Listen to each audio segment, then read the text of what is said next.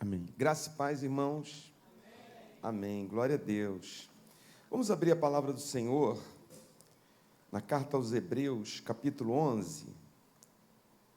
Carta aos Hebreus, capítulo 11.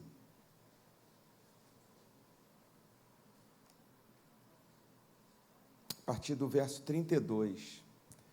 Hebreus 11, 32 em diante.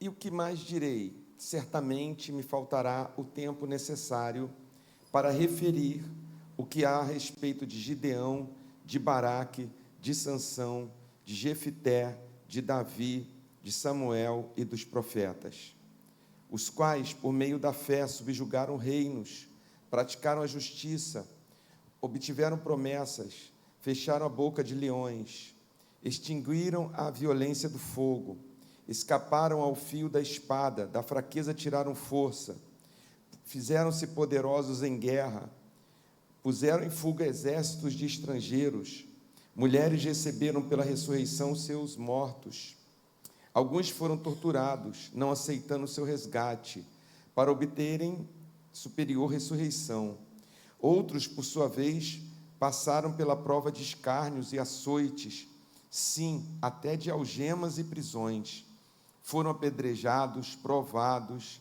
cerrados pelo meio, mortos a fio de espada, andaram peregrinos, vestidos de peles de ovelhas e de cabras, necessitados, afligidos, maltratados, homens dos quais o mundo não era digno, errantes pelos desertos, pelos montes, pelas covas, pelos antros da terra.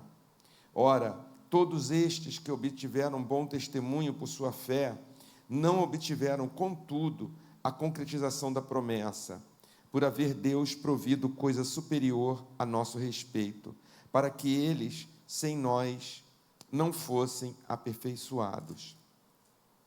Aí no capítulo 12, portanto, também nós, visto que temos a rodear-nos tão grande nuvem de testemunhas, desembaraçando-nos de todo o peso e do pecado que tenazmente nos assedia, corramos com perseverança a carreira que nos está proposta, olhando firmemente para o autor e consumador da fé, Jesus, o qual, em troca da alegria que lhe estava proposta, suportou a cruz, não fazendo caso da ignomínia, e está assentado à destra do trono de Deus. Considerai, pois, atentamente aquele que suportou tamanha oposição dos pecadores contra si mesmo, para que não vos fatigueis, desmaiando em vossa alma. Muito bem, irmãos, eu quero começar nessa noite com uma pergunta. Você já pensou se não tivesse Jesus?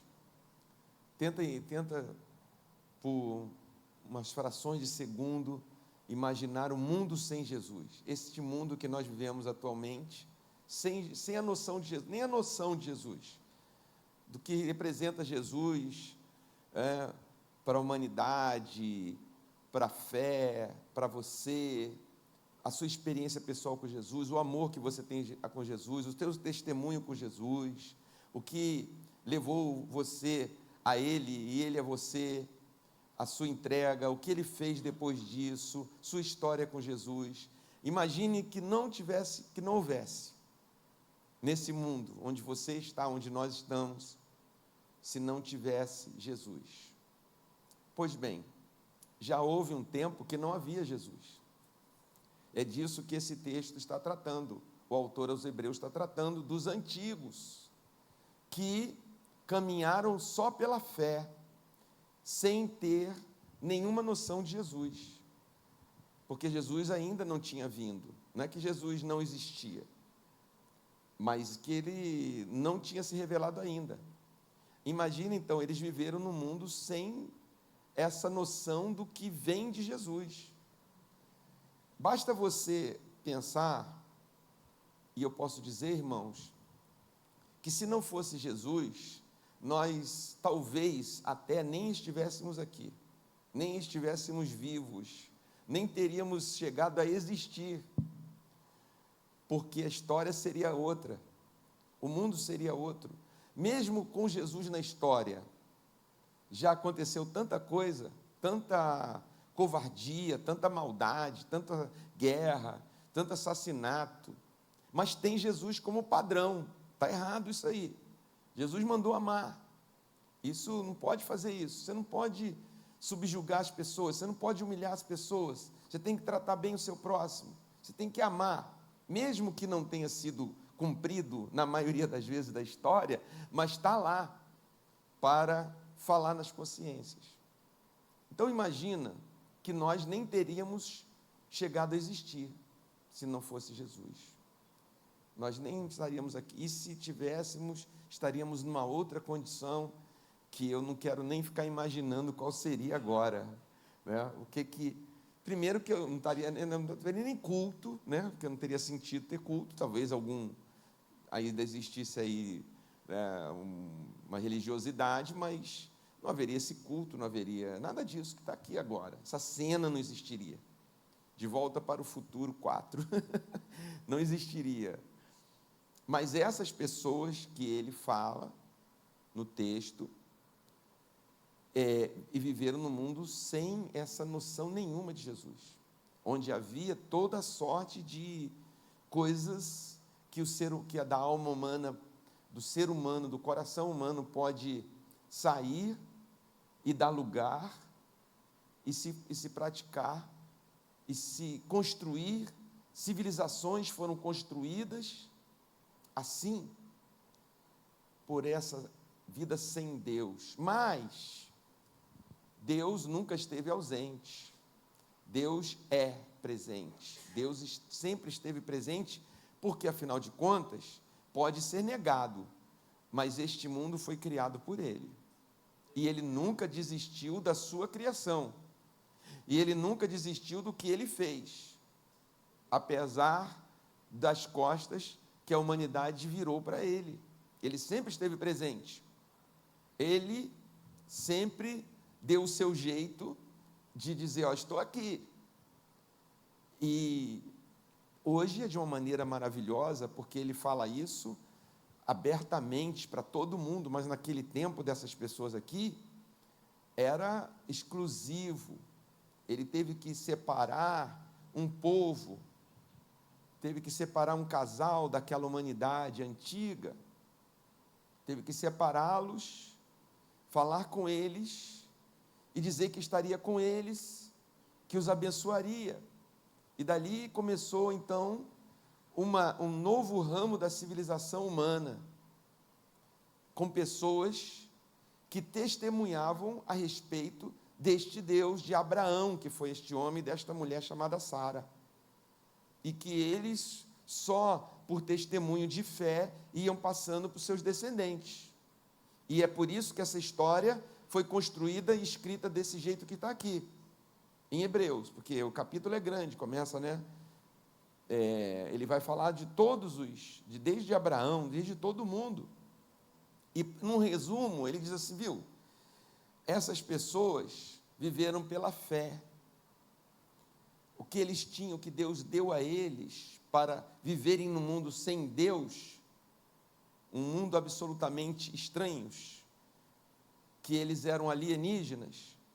Hoje a gente fala de Jesus, põe na camiseta, Jesus, né? Eu amo Jesus. Mas imagina, de novo aquela pergunta, se não tivesse Jesus, você falasse de alguém que só existiria para você, pela sua fé. As pessoas iam chamar de louco, um veio de outro planeta. Falando de quê? Essas pessoas viveram como seres de outros planetas, na época deles. E o que tinha que os segurava para eles caminharem? A fé, porque este Deus transmite fé. É disto que trata este capítulo, sobre a fé. Ele coloca em nossos corações esta fé, para que nós perseveremos, continuemos, andemos. E mais do que isso, porque eu fico pensando, irmãos, quando nesse texto, nessa parte que eu separei aqui, que ele vai dizendo, pela fé, ruíram as muralhas de Jericó. Eu não vou contar a história não, para não, né? Pela fé, Raabe, a meretriz, não foi destruída, pela fé dela. Então veja, uma mulher num mundo estranho, que não era dessa família de Abraão, de Isaac, não era descendente, né? Essa daí ainda é mais difícil ainda, porque ela não tinha história dentro de casa. E ela teve fé, porque Deus, quando ela recebeu os espias lá em Jericó, ela recebeu na casa dela. Os espias do povo de Israel entrou secretamente e se hospedaram na casa dessa meretriz. E falaram para ela: nós estamos aqui, tem um povão aí que está vindo do deserto, a gente saiu do Egito, tem 40 anos, e a gente está entrando agora aqui com o nosso Deus. Quem é o seu Deus? Nunca ouvi falar nesse Deus. Não é um Deus cananeu, não é Baal, como é que é o nome dele? É um Deus egípcio? É Osíris? É qual? Que eu já ouvi falar. Não é nenhum desses. É outro Deus que está vindo aí, trazendo a gente, desde o Egito. E esta mulher, ao ouvir isso, o que ela fez? Ela creu, ela teve fé.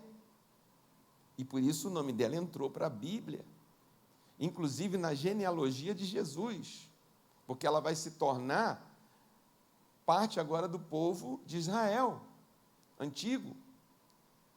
E aqui ela está escrita, o nome dela no Novo Testamento, como uma pessoa que viveu pela fé, e por isso ela não foi destruída.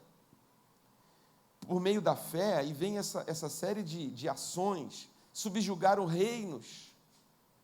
Vocês já pensaram, essas pessoas humildes, ou vivendo assim com uma fé num Deus estranho, que ninguém sabia quem era, que não se manifestava para ninguém, a não ser para eles, subjugaram reinos, os maiores reinos, mais poderosos, que tinha naquele tempo, foram vencidos. Se não foram vencidos, às vezes através de uma guerra, mas foram vencidos pela sua cultura, foram vencidos pela sua maneira de ser. Eu estava até vendo uma reportagem, não uma reportagem, um podcast sobre os eunucos. Sabe quem é os eunucos? Eu vou falar essa palavra, eunuco, né? Mas isso era muito praticado naquele Oriente Médio, em todos aqueles impérios, o Império Assírio, até o Império Egípcio, todos aqueles grandes impérios da antiguidade, aprisionavam, iam para uma guerra, às vezes pegavam alguém, pessoas jovens, fortes, levavam eles, como foi Daniel, levavam eles como cativos e lá os castravam, e assim eles se tornavam eunucos, porque o rei não confiava em nenhum homem perto dele, a não ser que fosse um eunuco. Sempre que você vê no Velho Testamento, no Império Antigo, da Babilônia, ou do Império Persa, alguém como, por exemplo, Neemias era um eunuco. Ele era um eunuco. Ele foi ali para servir o rei, para ter essa confiança de ver a rainha, entrar lá no harém do rei, essas coisas, tinha que ser eunuco. Veja, então, que mundo era este? Em que isso era praticado, e esses homens, inclusive nesse podcast que eu estava vendo, esse vídeo que eu estava vendo lá na internet, alguns desses homens se tornavam homens importantes, secretários, eram influentes e tal. A sociedade daquele tempo aceitava isso como normal, esses homens. Ele é do rei, ele pertence ao rei. Então, subjugar um reino desse não é fácil, né? Mudar esse conceito, mudar uma visão de mundo dessa não deve ser fácil. Mas aqui está dizendo que pela fé, aqueles antigos subjugaram reinos. Eles mudaram pela fé, pelo trabalho deles. Daniel foi um. Daniel chegou cativo e ficou ali naquela Babilônia e levou Deus para dentro do centro da corte de dois impérios, do Império Babilônico e do Império Medo-Persa. Os impérios passaram, mas Daniel ficou, porque ele manteve a sua fé. Pela fé, eles praticaram a justiça. No mundo de injustiça, eles praticaram a justiça. Eles obtiveram promessas pela fé. As coisas vão mudar, Deus vai fazer. Esse Deus que falou comigo, esse Deus que falou com o meu avô Abraão, com a minha bisavó Sara, que falou com Raabe, esse Deus prometeu que vai fazer coisas. Ele prometeu que iria mudar as coisas. Ele prometeu que a injustiça ia acabar. Ele prometeu que essa maldade ele vai resolver, que o reino dos homens não vai ser o que vai até o fim. O reino de Deus virá. Um dia virá o reino de Deus e vai mudar tudo. Eles creram nessas promessas e viveram por essas promessas. Eles fecharam bocas de leões, como Davi, que disse que quando era ainda um pastor lutou contra leão. O Daniel, que não lutou, ficou lá em oração na cova dos leões, e o Senhor mandou um anjo e fechou a boca dos leões, ele foi colocado ali para ser devorado por eles, por uma falcatrua lá, uma estratégia que os inimigos dele usaram para matá-lo, mas não conseguiram. Eles escaparam ao fio da espada. Da fraqueza eles tiraram força, porque eram pessoas fracas. Davi, como eu disse, era um pastor. Não existe nenhuma dessas pessoas que nós falamos heróis da fé, que tenham sido super-heróis da Marvel, que vieram, né, tinham um superpoder. Eles eram todas pessoas muito fracas, porque o poder de Deus se aperfeiçoa na fraqueza, porque Deus escolhe as coisas fracas do mundo para humilhar as fortes, para abater os impérios, para abater a arrogância do mundo.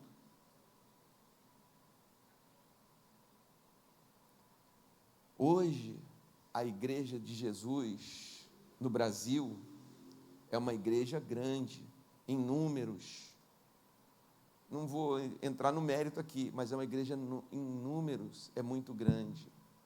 Mas se você estudar um pouco a história, nós todos deveríamos estudar a história da igreja evangélica no Brasil, a gente deveria estudar a história do cristianismo no Brasil, que começa em 1500. Quando os portugueses chegaram aqui, já tinha um capelão na frota, que estava com Pedro Álvares Cabral, e fizeram a primeira missa no Brasil, lá no Monte, lá na Bahia. Ali começou o cristianismo no Brasil. A cruz foi trazida, começou a missa. E começou essa fé.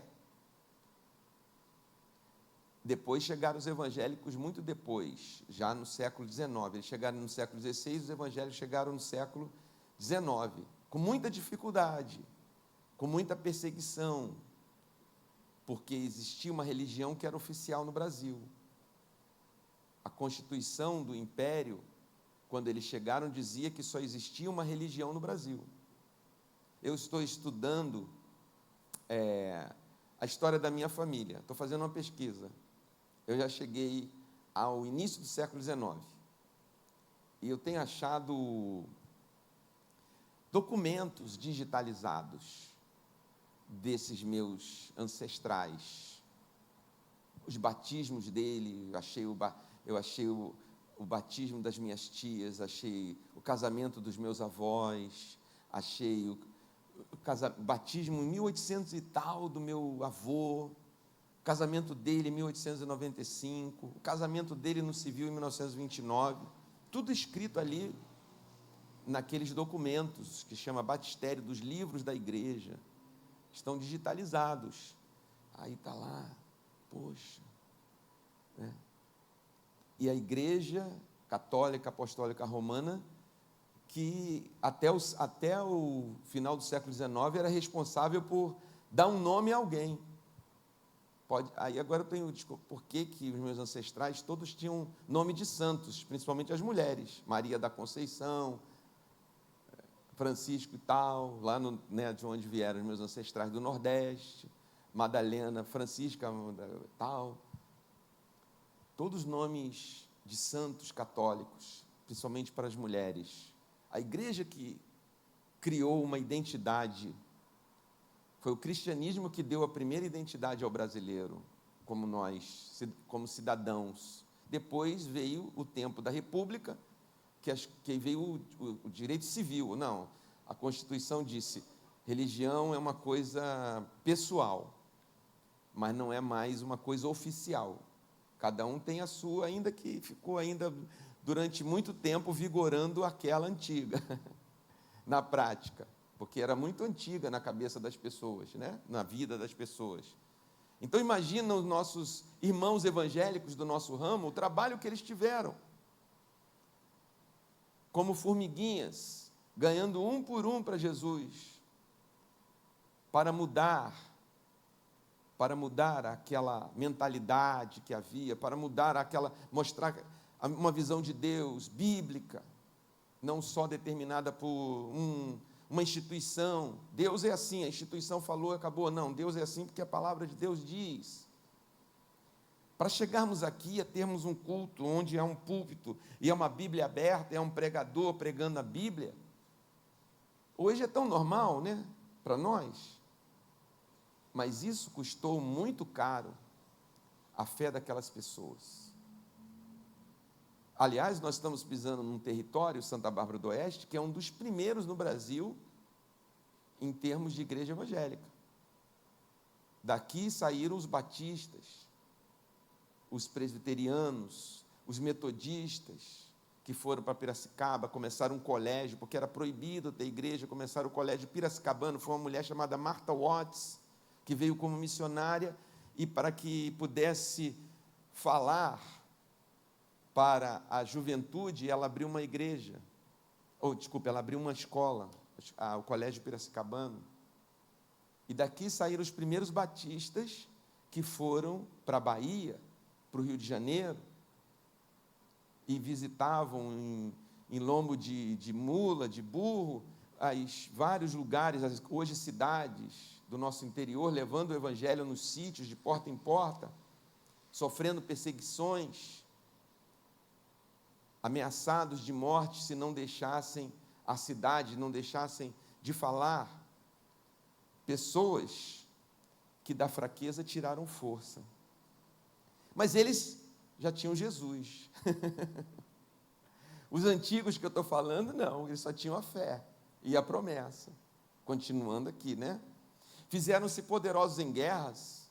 Gideão, um homem covarde, medroso dos seus inimigos, Deus o transformou num comandante de milícia, de soldados treinados por ele mesmo para resistir. Puseram em fuga exércitos de estrangeiros. Mulheres, como a Sulamita, receberam pela ressurreição seus mortos. Eliseu, Elias, oraram e mortos ressuscitaram e foram devolvidos às suas mães. Alguns foram torturados, porque agora a gente falou do sucesso, do triunfo deles. Alguém pode dizer, não, mas tudo bem, né? Espantando inimigos, ressuscitando mortos, assim é bom. Assim alimenta a fé. Mas eles sofreram muito. Porque o Evangelho de Jesus, o Evangelho de Deus, Jesus nunca disse que seria só triunfo, só vitória. Isso foi inventado. Isso foi inventado pelos homens. Jesus é só vitória, e por isso muita gente já se decepcionou, e eu não quero que você se decepcione com Jesus, porque ele disse, vocês vão ter aflições, mas tenham bom ânimo, porque ele venceu. Jesus disse, eu venci o mundo. É isso que está no Evangelho. O nosso Deus que nós servimos morreu numa cruz, foi crucificado, foi torturado, crucificado, e ressuscitou pelo poder do Pai. Foi isso que a humanidade fez com ele. E ele disse, quem quer vir após mim, tome a sua cruz e negue-se a si mesmo e me siga. Siga o sacrifício de Jesus, não morrer na cruz, que ele já morreu, mas siga esse evangelho de Jesus, da cruz. Alguns foram torturados, voltando ao texto. Outros passaram pela prova de escárnios, açoites, algemas, prisões, por essa fé, por manter viva essa fé. É só ver no Antigo Testamento. nega esse teu Deus e morre. Foram torturados para negar e mantiveram a sua fé. Foram apedrejados, provados, cerrados pelo meio, mortos ao fio da espada. Segundo a tradição, os profetas, como Isaías, foi cerrado ao meio. Jeremias foi várias vezes torturado, preso. Jeremias só não morreu pela mão dos próprios conterrâneos dele, pasme, porque o imperador Nabucodonosor falou: não quero que mate o Jeremias. Mas todo mundo fechava as portas para a pregação do Jeremias. Ele passou uma vida sofrendo, pregando, às vezes, dentro de um buraco. E aí o Senhor falava: escreve a visão, manda aí pelo fulano de tal, para que leiam lá, abre o rolo que eu estou falando e leia. Jeremias foi escrito assim. São pedaços de mensagens que Jeremias, muitas vezes, sendo perseguido, pregava, mas manteve-se ali pela fé. Andaram peregrinos, vestidos de peles de ovelhas. O Elias foi assim, o João Batista foi assim. Necessitados, afligidos, maltratados. Então veja, aquele mundo antigo não dava refresco para essas pessoas, porque não tinha Jesus lá, não tinha noção de Jesus lá. E é por isso que o autor aos Hebreus escreve no verso 39, ele diz: ora, todos estes que obtiveram bom testemunho por sua fé, o que ele está dizendo? Que tudo isso foi, entre aspas, apenas um bom testemunho da fé deles. Sabe por quê? Porque o verso 40 explica: por haver Deus provido coisa superior a nosso respeito, para que eles sem nós não fossem aperfeiçoados. Tudo isso que esses homens e mulheres viveram, que está relatado aqui, que a gente leu até agora, no verso 39 está dizendo que foi apenas testemunho da fé, porque ainda não tinha sido concretizada a promessa de Deus. Eles só esperaram a promessa de Deus, mas não tinha sido concretizada a promessa de Deus. Eles tinham fé na palavra de Deus, eles tinham fé nas promessas de Deus, eles tinham confiança no que alguém disse. Como eu disse, o avô falou que nosso Deus, que Moisés disse, manteve aquilo vivo, mas eles não viveram a concretização da promessa. Porque o verso 40 explica: Deus proveu coisa superior a nosso respeito. E o que é, queridos, que é superior a nosso respeito que Deus proveu? Jesus. A concretização da promessa de Deus é a pessoa do nosso Senhor e Salvador Jesus Cristo. Nós não vivemos mais pela palavra, nós não vivemos mais porque alguém disse, nós não vivemos mais pela nossa fé. Que bom que nós temos esse testemunho, que está até escrito aqui que eles tiveram, mas nós vivemos porque a promessa de Deus foi concretizada na pessoa de Jesus. Nós vivemos num tempo maravilhoso, que aqueles sofreram para que chegasse a nós. Voltando aos nossos irmãos evangélicos, será que eles podiam sonhar de nos ver aqui? Mas eles viveram pela fé, foram escorraçados, foram perseguidos, apedrejados, tiveram que sair de uma cidade humilhados, homens e mulheres que o mundo não merecia eles, mas eles viveram para que hoje eu e você estivéssemos sentados aqui nessa cadeira, ouvindo sobre a maravilhosa graça do nosso Deus, porque nós temos Jesus. Eu comecei dizendo: imagine um mundo sem Jesus. Agora imagine o mundo que você vive, que é o mundo com Jesus, onde a sua fé, ela tem muito mais potência, porque nós estamos vivendo na concretização da promessa de Deus. Nós não temos, por isso que está escrito: eu sei em quem eu tenho crido.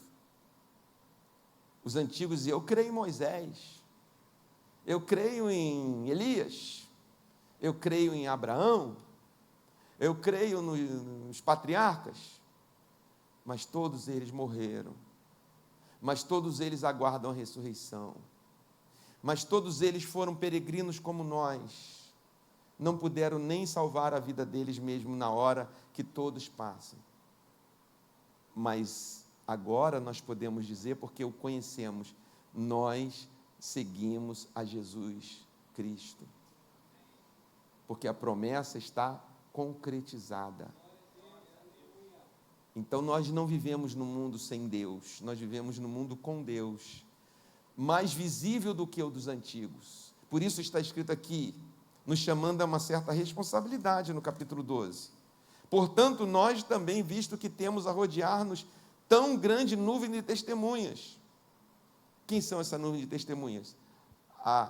As histórias deles. As histórias deles.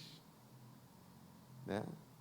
Olha, a história deles é uma testemunha do que nós temos que fazer com essa fé em Jesus. Se eles, sem Jesus, fizeram o que fizeram, então vocês, eu entendo assim esse texto, e vocês com Jesus? E a nuvem de testemunhas a respeito do que essas pessoas fizeram sem Jesus, e nós agora com Jesus? O que nós podemos fazer com Jesus?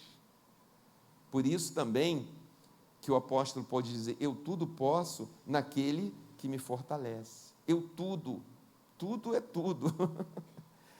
Isso é profundo, né? Tudo é tudo. Eu tudo posso naquele quem? Naquele quem? Abraão, Moisés, Esther, né? Não, eu tudo posso em Jesus, naquele que me fortalece. Portanto, temos a rodear-nos tão grande nuvem de testemunhas, desembaraçando-nos de todo o peso e do pecado que tenazmente nos assedia, desembaraçando-nos de todo o peso. Hoje de manhã, eu, na mensagem, falei um pouco sobre isso. Esse peso que a gente tem carregado. Nós temos carregado um peso. Porque talvez a gente, pensando o que Jesus disse, não vos ponhais em jugo desigual. E ele disse, tomai sobre vós o meu jugo, porque o meu jugo é suave e o meu fardo é leve, mas que nós não devemos nos pôr em jugo desigual. O que é jugo desigual, pastor Ramon? A igreja do Senhor Jesus, a igreja de Jesus, precisa ter o jugo de Jesus, porque o jugo dele é suave. Mas quando a igreja faz parelha, pensando lá no carro de boi, no jugo, quando a igreja faz parelha com o mundo, é um jugo desigual, e é pesado, porque o mundo é imensamente maior do que nós. Se a gente for pensar sem Jesus aqui, o mundo é imensamente maior do que nós. Quem é que controla? Olha, eu ouvi falar, você está vendo aí os rumores de guerra no Oriente Médio, mas em todo lugar do mundo.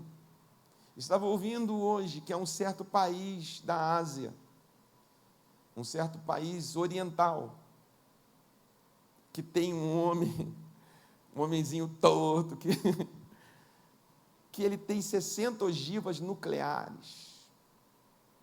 E já disse, se alguém mexer comigo, eu detono mesmo. Então é muito poder. Para nós que não usamos espada, para nós que não temos... E o outro que tem o controle de tudo, satélites, de toda a internet, umas 4, 5 pessoas controlam tudo isso. Pensa nos últimos meses, talvez nos últimos 1, 2 anos, tudo que você tem feito pelo seu celular, suas contas bancárias, suas transações, seus Pix, documentos que você mandou, reconhecimento facial, lugares... Eu uso aqui um negócio aqui, de uma dessas grandes empresas aí. Então, onde eu vou, no final do mês, no mês seguinte, ele manda um relatório. Entrou na loja tal. E vem, e ainda arruma. Se eu fui ali no centro, tirei uma foto de uma árvore, ele vai colocar a foto daquela árvore com a data, esteve ali no Paço Municipal, tal dia. Então eu falei assim, meu Deus, né, é que graças a Deus eu não interesso para ninguém, né? Né? Ninguém, não interessa para ninguém, não sou um espião, não sou um homem poderoso, mas se eu, né, um Zé Ninguém, diante desses bilhões de pessoas, sabe-se em que lugar eu almocei, se eu almocei ali na tia Joana, se eu comi a feijoada da tia Joana ontem, sabe de tudo isso? Umas 5 pessoas controlam tudo isso, de bilhões de pessoas. É um jugo desigual ou não é? É um jugo desigual. Estamos literalmente na mão deles. Todas as suas informações, todos os seus documentos, toda a sua vida, né, está lá. Até os antepassados, como eu falei, dá para pesquisar na internet e levantar o que meu avô, casando com a minha avó em 1895. Está lá. Quem é que tem esses dados? Quem é que controla isso, hein? Então, aqui está dizendo, use o testemunho daqueles heróis da fé para desembaraçar de todo o peso desse jugo, que vai ficando só vai aumentar. Daqui para frente, só vai aumentar.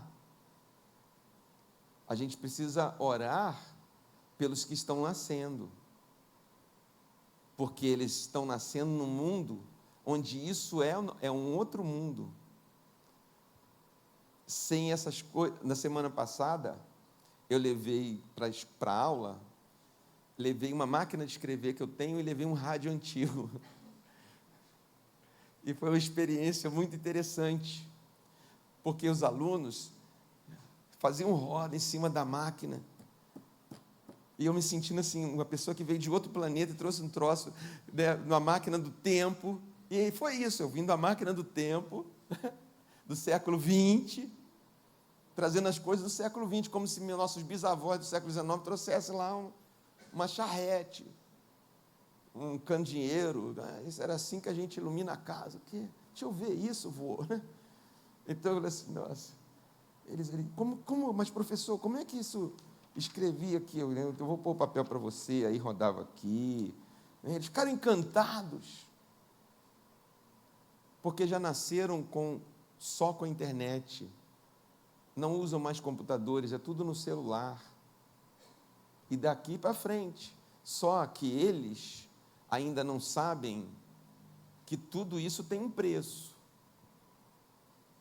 que não é de graça, ninguém está dando nada de graça para ninguém. Internet, usa aí, não. É o pai que paga, não, até a internet do pai tem um preço, nada de graça. Desembaraçando de todo o peso e do pecado que tenazmente nos assedia. Tenaz, o pecado é tenaz e nos assedia. Hoje se fala muito de assédio, graças a Deus por isso, que está sendo revelado, que é assédio, as pessoas estão, né, tomando noção, às vezes que nem entendiam o que era, agora, não, isso é assédio, assédio moral, assédio sexual, assédio, tudo, né? Mas aqui está dizendo que o pecado nos assedia tenazmente. Para quê que o pecado me assedia tenazmente? Porque o pecado vai me levar a ser um escravo do pecado, e receber o meu salário, porque o salário do pecado é o quê? Mas o dom eterno de Deus é o quê? O dom gratuito de Deus é o quê? A vida eterna. O salário do pecado é a morte, mas o dom gratuito de Deus é o quê? A vida eterna. Então ele ainda, essa frase lapidar, maravilhosa, que deve estar sempre no nosso coração, capítulo 12, verso 2, ele diz, então, vamos com perseverança fazer a carreira que nos está proposta, olhando firmemente para o autor e consumador da fé. Que maravilha! Jesus teve fé? Jesus tinha fé ou não? Tinha. Só que quem deu essa fé a ele? Ninguém, porque ele é o autor da fé. A diferença entre Jesus e nós é essa. Eu preciso receber a fé de Jesus, que Ele me passe essa fé, que Ele me ajude na minha, incredulidade para que eu tenha fé. Mas Jesus não precisou receber fé, porque Ele é o autor e consumador da fé. Então Ele diz, olhe para Jesus, que usou a fé para passar o que passou. Porque Jesus, vendo a alegria que Ele teria, essa palavra também é muito importante na minha vida de vez em quando. Quando estou passando algum momento difícil, ou um tempo difícil, eu falo assim, mas amanhã vai ser outro dia. Amanhã eu vou estar ali, amanhã terá passado tudo isso. Olhar a alegria que vai acontecer, porque o choro pode durar uma noite, mas a alegria vem pelo amanhecer. É certo que vai vir alegria pelo amanhecer. É certo que virá noite, mas também é certo que a alegria virá pelo amanhecer. E ele está dizendo, Jesus viu a cruz, viu o sacrifício, como pessoa, como eu e você, carne e osso, todas as emoções, tudo que ele sofreu, antes, durante e depois, mas ele não estava só olhando o fato que eu vou morrer ali, ele está dizendo assim, vai ter uma alegria, eu vou ter uma alegria tão grande depois, porque vai ter um grupo de pessoas, no dia 29 de setembro de 2024, que vai estar me adorando, porque eu comprei a vida deles, porque derramei meu sangue por eles, porque eu comprei por alto preço para que eles possam vencer pela fé o pecado que tenazmente os assedia e que eles podem se desembaraçar de todo o peso e servir a Jesus, e não só servir a Jesus, mas mostrar para o mundo caído, com um peso, se é difícil para nós, imagina para quem não tem Jesus. Volta à pergunta, e quem não tem Jesus? Pois é. E Jesus tinha alegria de saber que a salvação que Ele proporcionou para você, vai chegar até esses outros, e que os outros também vão saber que Jesus está no mundo, que o reino de Deus chegou, e eles também vão receber fé, porque a sua fé não é igual a do outro, a minha fé não é igual à sua, mas a fé pode ser inspirada, a gente pode orar por alguém, a gente pode interceder para Jesus por alguém, e ele vai receber essa fé de Jesus. Então, nesse sentido, a fé é transmissível.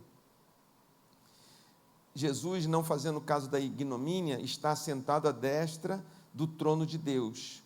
Considerai, pois, atentamente aquele que suportou tamanha oposição dos pecadores contra si mesmo, para que vocês não se fatiguem, desmaiando em vossa alma. Então, ele não manda a gente seguir o exemplo, por melhor que seja o exemplo dos antigos. Ele não manda a gente se inspirar neles e ficar focado nele, olhando firmemente. Hoje a gente fala focado, mas a gente deve ficar focado em Jesus, porque focando em Jesus a gente não vai se cansar demais, a gente não vai desmaiar na alma. Desmaiar na alma hoje tem um nome técnico, burnout, dá um apagão, desmaiou na alma, não consegue levantar. É possível no mundo desse ter um apagão, mas com Jesus a gente permanece em pé, e o caído se levanta, porque Ele trouxe para nós isso. Porque, encerro dizendo, irmãos, não precisa imaginar um mundo sem Jesus. Eu quero te dizer e te convidar, imagine este mundo com Jesus. Imagine agora este mundo com Jesus. Imagine tudo o que você vê de ruim com Jesus. Jesus ali. Jesus pode transformar. Jesus pode mudar. Porque nós somos essas testemunhas. Se a gente pudesse, sei lá, abrir aqui, vamos todos nós aqui relatar como a gente foi selecionado,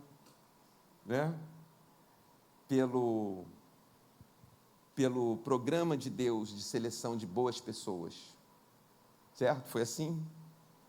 Jesus, um liquidim de Deus, eu queria lembrar, o liquidim de Deus. Deus fez um liquidim, eu coloquei lá, Senhor, me aceita que eu sou muito bom, olha aqui, olha só o que eu faço, eu sou a favor disso, eu pratico a justiça, eu tal, isso, venha você. E você? Não, você está reprovado, você fica mais um tempo lá fora, até você melhorar, depois você manda de novo o seu currículo, volta outra hora. Foi assim? Não foi. Não foi assim, não é assim. Isso se chama graça de Deus, favor imerecido de Deus, amor de Deus. Hoje nós podemos dizer, nós vivemos no mundo com Jesus.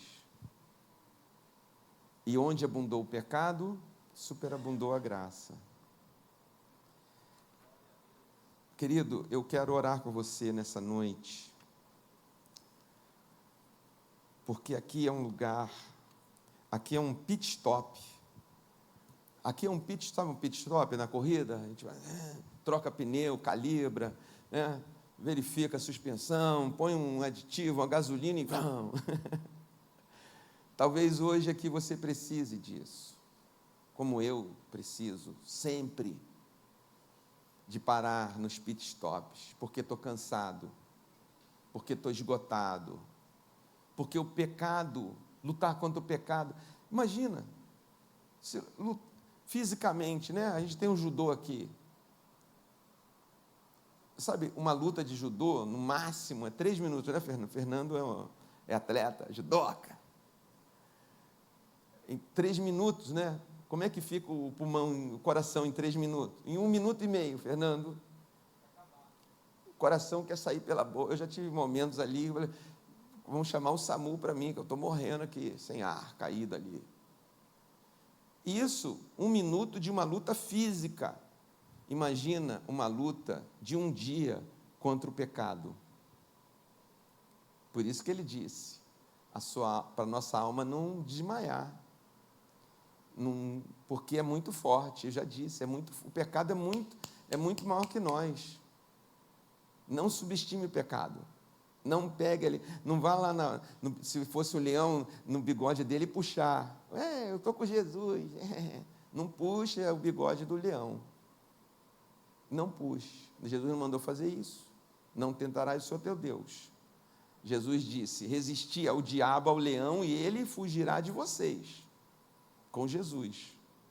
Então não há nada de errado você chegar aqui, eu nessa noite, e dizer, Jesus, me restaura as forças. Me tira o cansaço da minha alma, porque pecado, o Senhor sabe. E não estou dizendo, a gente às vezes moraliza muito o pecado. Às vezes, nossa, eu não estou pecando não, pastor. É que a gente pensa só em pecado como uma coisa imoral. Mas a gente vive no mundo do pecado. Não é? Ou tudo é feito com... se colocar todas as ações da sociedade, vamos falar assim, organizada na balança, está tudo certinho, está tudo justo. Não. E a gente tem que conviver ali, com injustiça, com maneira de pensar injusta, respondendo a isso. Isso é o pecado também assediando. Não é só a imoralidade.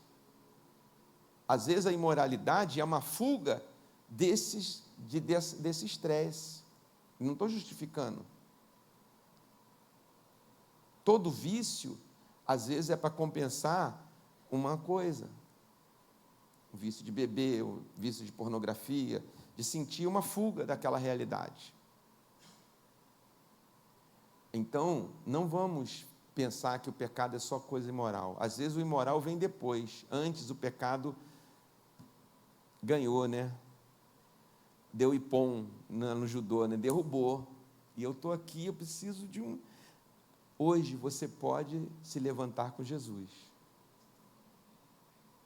Ele é o autor e consumador da fé. Não existe fraqueza em Jesus. O conceito de fraqueza em Jesus é diferente. Porque quanto mais a gente se humilha, mais a graça de Deus faz que a gente caminhe. Quanto mais a gente reconhece a necessidade, mais Deus, o Senhor Jesus, é glorificado. Então, por favor, vamos orar nessa noite juntos, queridos.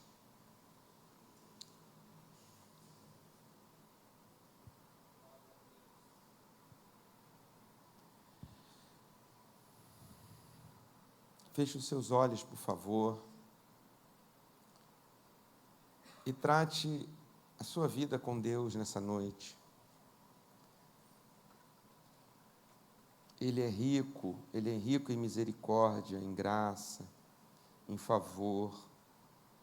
Da fraqueza tiraram força, escaparam ao fio da espada, extinguiram a violência do fogo, fecharam bocas de leões, obtiveram promessas, praticaram a justiça, subjugaram reinos, fizeram-se poderosos em guerra, puseram em fuga exércitos estrangeiros, mulheres receberam pela ressurreição os seus mortos, alguns sofreram, mas perseveraram, andaram peregrinos, mas venceram, tiveram bom testemunho. Peça o seu testemunho para Jesus nessa noite. Senhor Jesus, nessa noite, nós estamos aqui na sua presença. Jesus, da maneira melhor possível que nós pudermos nos apresentar ao Senhor hoje, ou seja, desprovidos de maquiagem, de um cenário, de uma imagem, de um filtro, como se chama hoje em dia, nós chegamos à sua presença para reconhecer que nós precisamos de fé. Esta fé, como descrita aqui nesses maravilhosos versículos de Hebreus 11. É fácil ler, admirar aquelas pessoas, tentar nos colocar no lugar delas, imaginar. Mas é difícil praticar, achar o fio da fé num dia, num momento, num instante de assédio tenaz das forças desse mundo, e por que não dizer, Jesus, das forças espirituais. Portanto, nos dê fé para olharmos para o Senhor, porque o Senhor é a concretização da promessa. Que bom, Jesus! Nós não vivemos pela promessa, nós não vivemos pela palavra de pastores, de padres, de sacerdotes, de alguém que leu num livro, de alguém que se tornou um expert em religião para nos ensinar e a gente esperar algo que vai acontecer. Nós vivemos a concretização da promessa, são os melhores